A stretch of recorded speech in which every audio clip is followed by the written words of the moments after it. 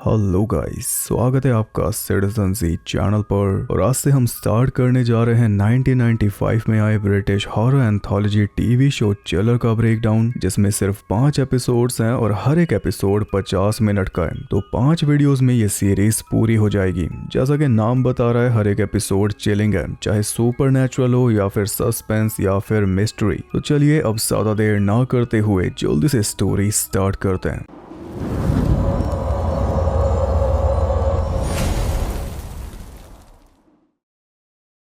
सबसे पहले एपिसोड का नाम है प्रोफेसी। कहानी बेस्ड है लंदन में। 7 दोस्त रात को मौज मस्ती करते हुए घूम रहे थे और इसी बीच नशे में उनके दिमाग में आया कि क्यों ना एक सियांस रखा जाए, यानी आत्मा से बात की जाए। वो दोस्त हैं फ्रांसेस्का, सेबेस्टियन, जोनाथन, फीबी, सूजी, मैक्स और मेरेडिथ। उन्हें लगा इसमें तो बड़ा मजा आएगा, इसलिए सातों पहुंच गए फ्रांसेस्का के डैड के कैफे में, जहां पे एक सालों से बंद पड़ा बेसमेंट है जिसे टेबल के नीचे छुपाया हुआ है। बचपन में फ्रांसेस्का को कुछ देर के लिए उस बेसमेंट में बंद किया गया था और तब उसे कुछ अजीब फील हुआ था। ऐसा लगा था जैसे वहां पे कोई है। आज भी वो श्योर नहीं है, लेकिन उसे ऐसा लगता है जैसे उसने कोई भूत देखा था। बस इसलिए मंडली उसी बेसमेंट में सियांस रखना चाहती है ताकि रिजल्ट मैक्सिमम निकले, कोशिश बेकार ना जाए। हालांकि फ्रांसेस्का जवान हो जाने के बाद भी उस बेसमेंट में जाने से डर रही है, पर दोस्त सारे मौज मस्ती के मूड में हैं, इसलिए वो भी एंजॉय करने के लिए चल दी। नीचे जाके उन्होंने टेबल पर सारे अल्फाबेट्स लिख के रख दिए और बीच में एक ग्लास रख दिया जिसे मूव करके आत्मा उनसे बात करेगी, जैसे कि वीजी बोर्ड में होता है। पहले पहले तो सबको मजाक लग रहा था कि कुछ भी नहीं होने वाला, सब हंस रहे थे, ड्रिंक कर रहे थे, बस ये रात उन्हें ऐसे ही हंसी मजाक करते हुए निकालनी थी। लेकिन जब उन सब ने ग्लास के ऊपर उंगली रखी तो एक आत्मा उनसे सच में बात करने लगी। ग्लास अल्फाबेट्स की तरफ मूव होने लगा। फिर भी कईयों को लग रहा था कि उन्हीं में से कोई ग्लास को मूव कर रहा होगा, इसलिए वो फिर भी सीरियस नहीं हुए। मगर एकदम से फ्रांसेस्का जरूर सीरियस हो गई जब वो ग्लास मूव करना बंद हुआ, क्योंकि ग्लास की मूवमेंट ने जो सेंटेंस बनाया था वो था नॉन ओमनिस मोरायर, एक लैटिन फ्रेज जिसका मतलब होता है I shall not all together die, या फिर not all of me will die, मेरा सब कुछ नहीं मरेगा।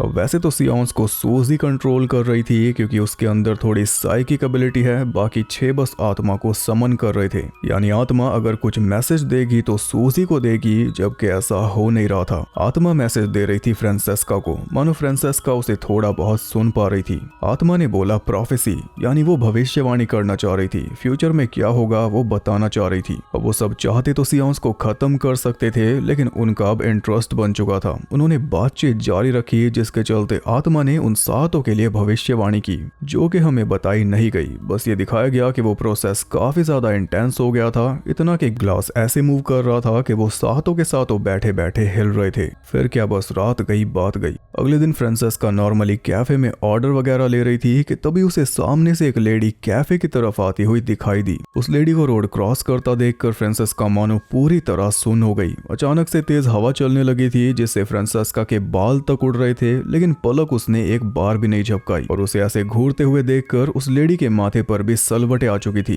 बस तभी फ्रांसेस्का जोर से चिल्ला दी और उसके चिल्लाते ही एक कार ने उस लेडी को ठोक दिया। यानी फ्रांसेस्का को पहले ही पता चल गया था कि उस लेडी के साथ कुछ बुरा होगा। कार की टक्कर लगते ही वो लेडी कार से चिपक चुकी थी और उसके चिपक जाने से ड्राइवर को सामने का कुछ भी नहीं दिखा। बस इसीलिए कार सीधा सामने वाली दुकान में जाके क्रैश हो गई, जिस वजह से वो लेडी एकदम दर्दनाक मौत मारी गई। ऐसे दिन बीतते चले गए, टाइम आगे बढ़ गया और हम आ गए 5 साल आगे, जब फ्रांसेस्का एक आर्कियोलॉजिस्ट बन चुकी है और पुराने दोस्तों से मिलना जुलना सालों पहले ही बंद हो गया था। अब हर कोई अपनी लाइफ में आगे बढ़ चुका है और फ्रांसेस्का को तो पता भी नहीं कि वो सब आखिर है कहां पर और अब क्या कर रहे हैं। फ्रांसेस्का की बोलचाल सिर्फ मेरेडिथ के साथ है और अब भी वो मेरेडिथ के पास ही जा रही है उसे बड़े वाला वायलिन देने, वो भी दूसरे शहर में, क्योंकि मेरेडिथ की शादी हो चुकी है और उसके 2 बच्चे भी हैं। खैर, फ्रांसेस्का स्टेशन की तरफ बढ़ रही थी कि तभी रास्ते में उसे मैक्स दिखाई दिया, जिसके कभी लंबे लंबे बाल हुआ करते थे पर आज एक भी बाल नहीं बचा सर पे, और वो बहुत ज्यादा कमजोर भी दिखाई दे रहा था।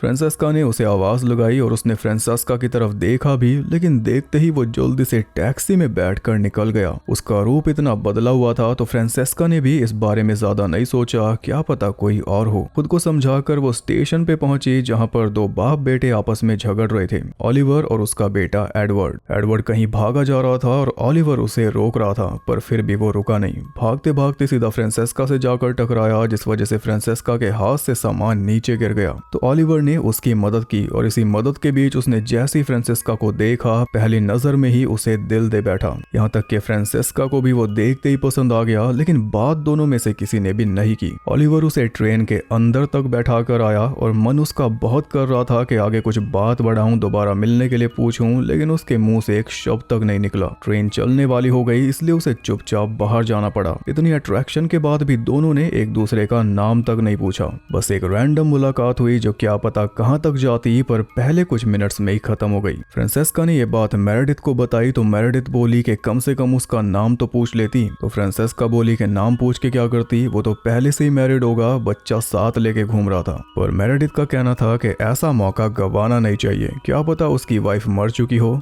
टॉपिक को बदलते हुए फ्रांसेस्का ने मेरेडिथ को बताया कि आज मैंने मैक्स को देखा, लेकिन वो मैक्स जैसा लग नहीं रहा था, पता नहीं उसे क्या हुआ है। तो मेरेडिथ ने बताया कि मैक्स को कैंसर हुआ है। बाकी फ्रेंड्स को शायद पता है, पर फ्रांसेस्का को इस बात की भनक तक नहीं थी, क्योंकि अभी तक इसका पूरा फोकस सिर्फ अपने करियर पे था। कुछ दिन बाद फ्रांसेस्का डेंटिस्ट के पास पहुंची तो वहां पे एक लेडी अखबार पढ़ रही थी, जिसमें ओलिवर ने न्यूज छपवा रखी थी फ्रांसेस्का के लिए कि जो लड़की स्टेशन पे वायलिन लेकर जा रही थी, मैं उससे दोबारा मिलना चाहता हूं। यानी उसने डेट फिक्स की हुई थी अखबार के थ्रू। अब डेट पे जाने से पहले फ्रांसेस्का अपने डैड के कैफे पर पहुंची, जो सालों साल चलने के बाद अब फाइनली बंद हो रहा है। फ्रांसेस्का के पेरेंट्स सारा सामान लेकर वहां से शिफ्ट हो रहे हैं। इसी शिफ्टिंग के बीच उन्होंने वो बेसमेंट खोल कर देखा तो पाया कि वो सारा तामझाम आज भी वैसा ही पड़ा है। 5 साल पहले मस्ती मजाक में जो सियांस किया था, उसकी निशानी आज भी वैसी की वैसी है। एक सामान तक नहीं छेड़ा किसी ने, क्योंकि बेसमेंट कभी खुला ही नहीं। उसके बाद आत्मा ने जो फ्रेज बताया था वो भी लिखा पड़ा है, नॉन ओमनिस मोरायर। पर उस बात को हर कोई भूल चुका है, इंक्लूडिंग फ्रांसेस्का। वो बस एक नॉर्मल रात थी जिसमें सब चिल कर रहे थे, इससे ज्यादा कुछ नहीं। खैर फ्रांसेस्का और ओलिवर की फोन पे बात होने लगी थी। फ्रांसेस्का ये जानकर काफी खुश थी कि ओलिवर की कोई वाइफ नहीं है। उसने पहले से पहले कुछ ज्यादा ही सोच लिया था। ऐसी बात आगे बढ़ी तो एक दिन दोनों डेट पर गए और वहां पर ओलिवर ने बताया कि वो फॉर्च्यून टेलर है, मतलब भविष्य बताता है, पर असल में इंश्योरेंस बिजनेस के लिए रिस्क लेवल को प्रेडिक्ट करता है, ये उसका काम है। फ्रांसेस्का उससे और ज्यादा इंप्रेस हुए जा रही थी कि तभी बीच में आ गया सेबेस्टियन। फ्रांसेस्का ने उसे सालों बाद देखा। अब सेबेस्टियन मिला तो पता चला कि 1 महीने के अंदर ही मैक्स और जोनाथन दोनों मर चुके हैं। मैक्स को तो फ्रांसेस्का ने देखा था, उसे कैंसर था इसलिए मर गया, और जोनाथन अमेरिका गया था, वहां पे उससे लूटपाट हुई और उसी बीच रॉबर्ट्स उसे गोली मार के फरार हो गए, जिसमें उसकी जान चली गई। ये सुनकर फ्रांसेस्का को बहुत बुरा लगा, क्योंकि कुछ टाइम पहले तक ये सब पक्के दोस्त हुआ करते थे। अब 2 दोस्त इस दुनिया से चले भी गए और ये बात सभी दोस्तों को पता तक नहीं। उनके फ्यूनरल पे जाना तो रही दूर की बात। फिर जाते जाते सेबेस्टियन फ्रांसेस्का को अपना कार्ड दे गया और बोल कर गया कि छोटी सी लाइफ है, एक दूसरे के टच में रहते हैं। वो तो कुछ देर बात करके चला गया, पर इससे ओलिवर की पूरी शाम बर्बाद हो गई। तो जाते टाइम उसने फ्रांसेस्का को गुलाबों का बुके देकर अपने साथ वीकेंड बिताने के लिए इनवाइट कर दिया, और फ्रांसेस्का ने भी बिना ज्यादा सोचे हाँ कर दी। फिर घर जाकर वो गुलाब फ्रांसेस्का ने एक जग में रख दिए और फिर वो सोने चली गई। पर रात में उसे काफी अजीब चीजें दिखाई दे रही थी, वो भी खुली आंखों से, जैसे कि मैक्स और जोनाथन के आखिरी पल। मैक्स हॉस्पिटल में मरा था और जोनाथन अमेरिका की गलियों में। इसके अलावा बाकी सारे दोस्त भी दिखाई दे रहे थे और कई हादसे भी दिखाई दे रहे थे, जैसे कि गाड़ी ब्लास्ट हो गई, हवा से कांच टूट गया, ऐसी खराब चीजें। और जब दोस्त दिखाई दे रहे थे तो सबका बुरा ही हाल था। बीच बीच में वो सियांस भी दिखाई दे रहा था जिसमें आत्मा ने भविष्यवाणी की थी, और ये सब कुछ देखते हुए फ्रांसेस्का पता नहीं क्या बड़बड़ा रही थी। आखिरकार जब वो होश में आई तो किसी औरत की आवाज में उसे सुनाई दिया नंबर 26। उसने रूम से बाहर जाकर देखा तो ओलिवर के दिए हुए गुलाब एक सर्कल बनाकर बिखरे हुए थे और उनके बीच में पड़ा था जग। गुलाब भी सारे कटे हुए थे। फिर वीकेंड पर फ्रांसेस्का पहुंची ओलिवर के घर, जो घर के बजाय बहुत बड़ा मैंशन था। ओलिवर की फैमिली हमेशा से यहाँ के सबसे अमीर खानदानों में से एक है। फ्रांसेस्का को एडवर्ड के साथ छोड़कर ओलिवर अर्जेंट काम पे चला गया, और एडवर्ड के साथ थोड़ा टाइम बिताने पर फ्रांसेस्का को पता चला कि वो अपनी एज से कहीं ज्यादा समझदार है। ओलिवर तो बात करने में शर्मा रहा था, इसलिए एडवर्ड ने ही वो पैंतरा चला था। अखबार में एड उसी ने डलवाई थी अपने डैड के लिए। उसे नेचर में भी इंटरेस्ट है और वो लैटिन भाषा भी जानता है। वो फ्रांसेस्को को अपने चैपल में लेकर गया जिसके बाहर उनका फैमिली मोटो लिखा हुआ था, नॉन ओमनिस मोरायर। 5 साल पहले जो फ्रेज उस आत्मा ने बताया था वो इनका फैमिली मोटो है। फ्रांसेस्का के साथ गजब का इत्तेफाक हो रहा है। चैपल के अंदर ले जाकर एडवर्ड बताता है कि उनके सारे पूर्वज वहीं पे दफन है सिवाय एक के, जिसका किसी को कोई पता नहीं कि वो कहाँ गया। सबको शॉक करके वो हमेशा के लिए गायब हो गया था। एडवर्ड ने बस इतनी ही बात बताई क्योंकि फिर उसकी माँ का नाम सामने आ गया, जिससे हमें पता चला कि ओलिवर की वाइफ मर चुकी है, यानी मेरेडिथ ने सही बोला था। रात को फ्रांसेस्का ने ओलिवर से उस गुमशुदा पूर्वज के बारे में पूछा तो ओलिवर ने बताया कि वो एक ईविल आदमी था, सेटन की वर्शिप करता था, दूसरों को नुकसान पहुंचाकर खुश होता था और यहाँ तक कि पीडीएफ फाइल भी था। इन्हीं कारणों से उसका कत्ल कर दिया गया था और कत्ल के बाद उसकी सारी चीजें जला दी गई, यहाँ तक कि उसकी फोटोज भी, यानी उसे जड़ से मिटा दिया ताकि इस फैमिली में उसका कभी जिक्र ना हो। पर इस फैमिली का मोटो पता है ना आपको? उसके कत्ल के बाद पूरी फैमिली लंदन से बाहर शिफ्ट होकर यहाँ पे रहने लगी थी। ये थी उस पूर्वज की कहानी। अब ओलिवर इस बात से हैरान था कि एडवर्ड ने उस पूर्वज का जिक्र फ्रांसेस्का से क्यों किया। फ्रांसेस्का ने बताया क्योंकि हम शेपल में गए थे इसलिए। ओलिवर कहता है कि माँ की मौत के बाद से ही एडवर्ड के बिहेवियर में कुछ बदलाव आ चुका है। इस बातचीत के बाद उनकी बड़ी बातचीत भी हो गई और यहाँ भी बेड के ऊपर वही फ्रेज लिखा हुआ है। अगली सुबह जब फ्रांसेस्का की आंख खुली तो उसने देखा कि एडवर्ड उनके बेडरूम में घुसा हुआ था क्योंकि उसकी स्क्रैप बुक रखी हुई थी वहां पे, जिसे लेकर वो चुपचाप वहां से बाहर निकल गया। बाद में वो फ्रांसेस्का को बताता है कि मैंने बहुत बुरे हादसे होते हुए देखे हैं। जैसे जब मैं फ्रांस में था तब मेरे सामने ही एक लड़की के ऊपर से बोट गुजर गई थी और मेरे दोस्त की 3 उंगलियां मेरे सामने ही कट गई थी कार के दरवाजे में फंसकर। ऐसी चीजें मेरे सामने होती रहती हैं और कई बार मुझे सपने में भी दिखाई देती हैं। फिर बाद में पता चलता है कि जो मुझे सपने में दिखा था वो सच में हो चुका है, इसलिए मैं इन सारी चीजों का रिकॉर्ड रखता हूँ उसी स्क्रैप बुक में। एडवर्ड ने गार्डन में से एक प्लम तोड़ के फ्रांसेस्का को दे दिया खाने के लिए। फिर उसने पूछा क्या तुम्हारे दोस्तों की भी मौत हो गई है और क्या वो मुझसे मिलने से पहले हुई या बाद में। उसे जवाब देने के बजाय फ्रांसेस्का उस प्लम को खाने लगी, पर बाइट करते ही उसे कुछ अजीब फील हुआ और जब देखा तो प्लम के अंदर एक वास्प निकली। इसे भी फ्रांसेस्का ने नेचुरल समझ के इग्नोर कर दिया, पर बाद में उसे एडवर्ड की स्क्रैप बुक मिल गई जो कि रियल क्राइम्स की न्यूज़पेपर कटिंग से भरी हुई थी और उन्हीं में से एक न्यूज थी मैक्स की डेथ की। यानी मैक्स की डेथ भी एडवर्ड को सपने में दिखाई दी थी, तभी तो उसने रिकॉर्ड रखा है। इसके बाद हम मेरेडिथ को देखते हैं जो कि पूरी तरह गुम होकर वही वायलिन प्ले कर रही थी जो फ्रांसेस्का देकर गई थी। तभी उसके बच्चों को स्कूल से लाने का टाइम हो गया, इसलिए वो कार लेकर निकल पड़ी। रास्ते में रेड लाइट मिली तो रुक गई और वहां पे उसे कौन खड़ा हुआ मिला? एडवर्ड, जिसे वो जानती नहीं थी। कोई मेन रोड भी नहीं था, वो बस ऐसे ही खाली रोड था, दूर दूर तक कोई भी नहीं था वहां पे, बस अकेला एडवर्ड था। ग्रीन लाइट होते ही मेरेडिथ आगे बढ़ गई और तभी सामने से एक ट्रक आ गया जिसके टक्कर लगने से उसकी कार पलट गई।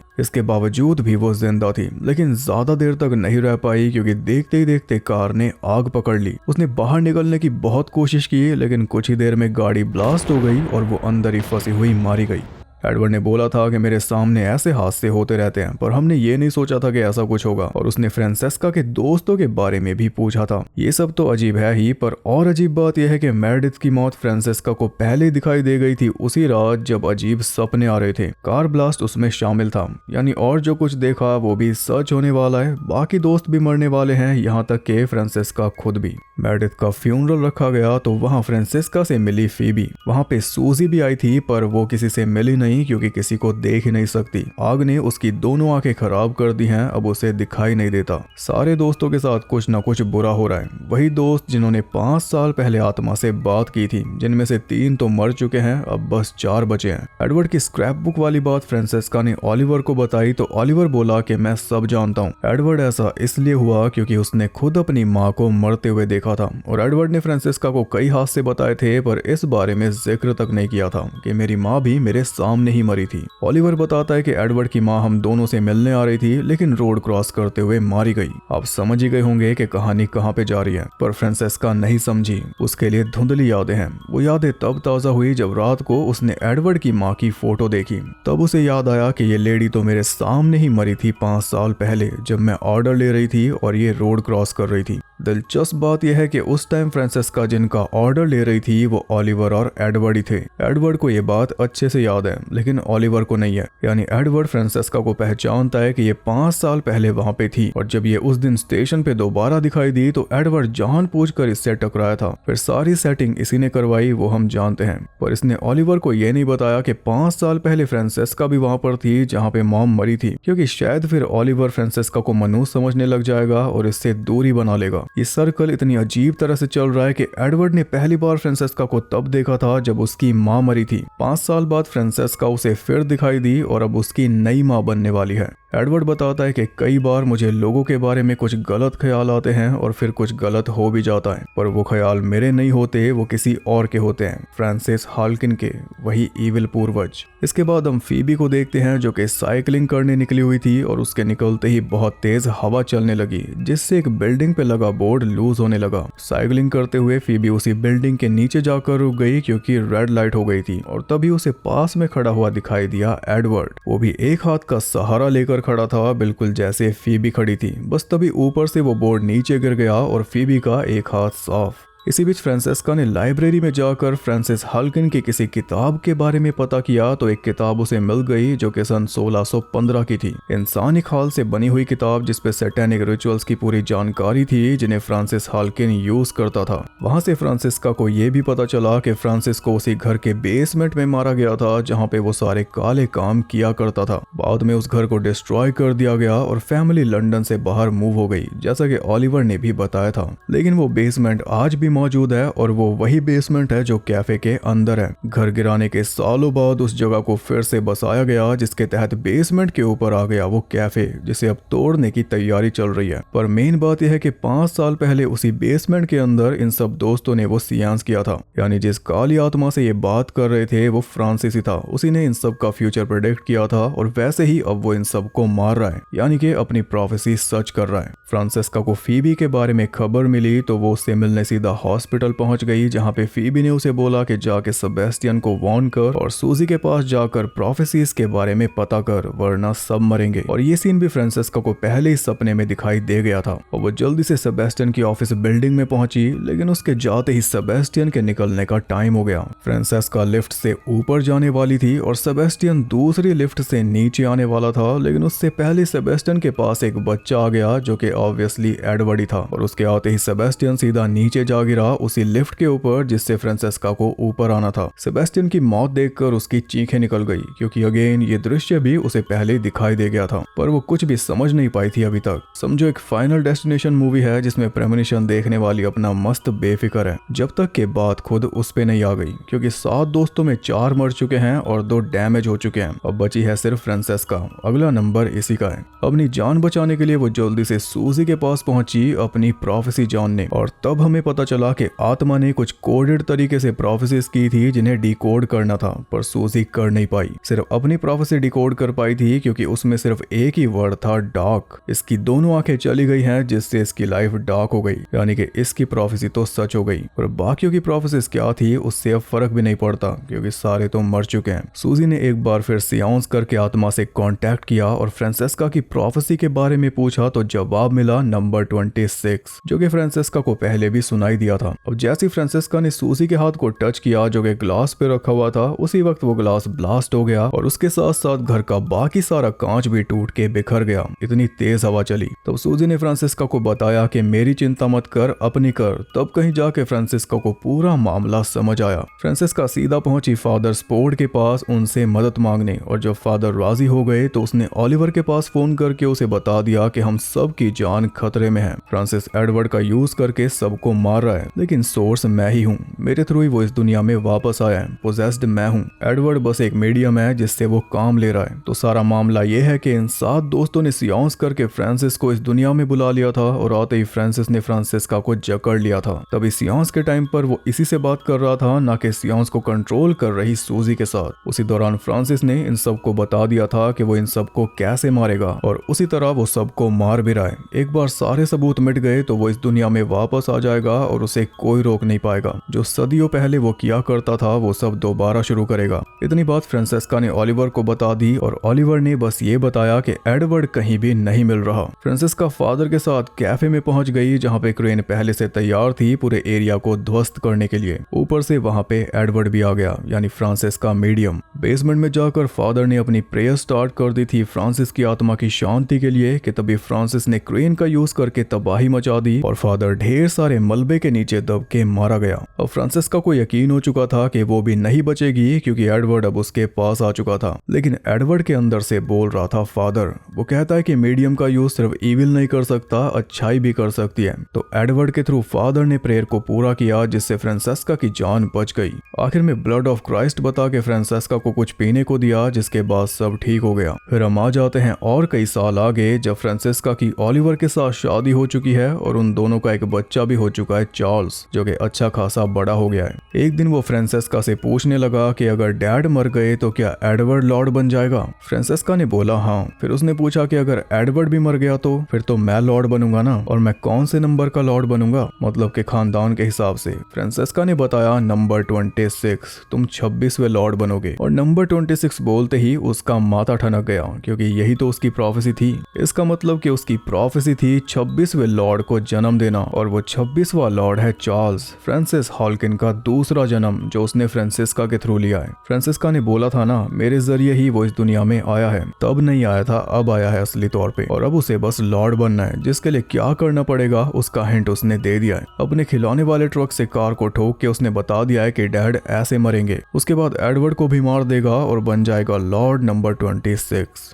ये था पहला एपिसोड।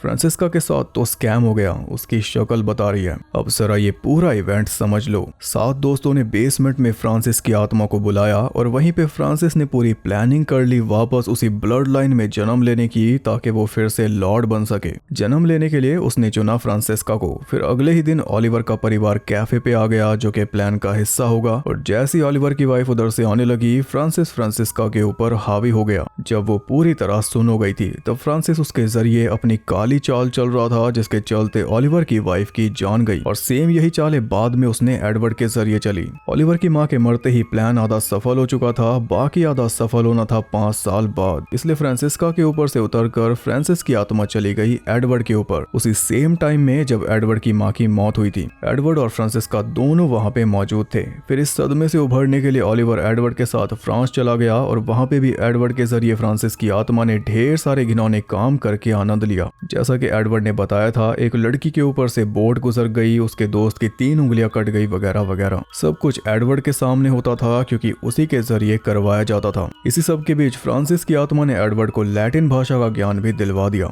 सब कुछ एकदम बढ़िया जा रहा था। फिर 5 साल बाद दोनों बाप बेटे वापस आ गए और फिर प्लान के हिसाब से ऐसे हालात बने कि स्टेशन पे बाप बेटे फ्रांसिस्का से टकरा गए। वहां से फ्रांसिस की आत्मा ने फिर से फ्रांसिस्का को जकड़ लिया, जिसके बाद शुरू हुई उसके दोस्तों की मौतें, यानी कि उसके लिए पैनिक और प्लान का बाकी आधा पार्ट, ओलिवर और उसका मिलन जो कि एडवर्ड करवा रहा था, या कहूं कि फ्रांसिस। फिर क्या क्या हुआ वो हमने देखा ही, और आखिर में ये हुआ कि जब फादर मर गया तब फ्रांसिस की आत्मा ने फ्रांसिस्का को ठग लिया। फादर की आवाज निकालकर उसे कुछ पिला दिया था, ब्लड ऑफ क्राइस्ट बताकर, जबकि फादर तो बस प्रेयर कर रहा था। एडवर्ड ने रिचुअली कर डाला, वो भी अपनी गुफा में, फ्रांसिस्का को उसी बेसमेंट तक लाकर जहाँ पे वो सब कुछ करता था। और उस दिन जो चीज फ्रांसिस्का ने पी थी उसी के फलस्वरूप फ्रांसिस एक बार फिर इस दुनिया में आ गया, उसके पेट से जन्म लेकर। ये थी असली प्रोफेसी और पूरा प्लान। एकदम फाइनल डेस्टिनेशन टाइप एपिसोड था जिसमें कि डेथ्स पे ज्यादा गौर नहीं दिया गया बल्कि मिस्ट्री पे दिया गया, ज्यादा फोकस उसी साइड था। और ये पूरी सीरीज कुछ ऐसी जाने वाली है। एपिसोड्स थोड़े अलग हैं। अब आप बताओ आपको ये पहला एपिसोड कैसा लगा, कुछ बात लगी सीरीज में या नहीं, कमेंट करके बता देना क्योंकि रिस्पॉन्स के हिसाब से ही अगला एपिसोड आएगा। जितने ज्यादा कमेंट्स उतनी जल्दी एपिसोड। वीडियो पसंद आई तो लाइक करना, और ऐसी और इंटरेस्टिंग वीडियोस देखने के लिए चैनल को सब्सक्राइब करके बेल नोटिफिकेशन को ऑल पर सेट कर लो ताकि नोटिफिकेशन भी प्लान के मुताबिक चले। और ज्यादा कनेक्टेड रहने के लिए आप मुझे इंस्टाग्राम पर फॉलो कर सकते हो, वहां पे आपको बहुत कुछ जानने के लिए मिल जाएगा, और साथ ही बाकी जगहों पर भी जिनके लिंक्स आपको मिल जाएंगे नीचे। और अगर आपके मन में अब भी कोई कंफ्यूजन रह गई है या फिर आप कोई विचार साझा करना चाहते हो, आपके पास कोई थ्योरी है या फिर कुछ कनेक्ट नहीं हो रहा, तो आप कमेंट करके अपनी थ्योरी बता सकते हो। बाकी जो फेलो ऑडियंस है वो आपकी मदद करेगी आपके सवाल के जवाब जवाब देगी। आपस में आप ऐसे थ्योरी कनेक्ट कर सकते हो। बाकी मैं आपसे मिलूंगा अगली वीडियो के साथ, तब तक के लिए सबको बाय।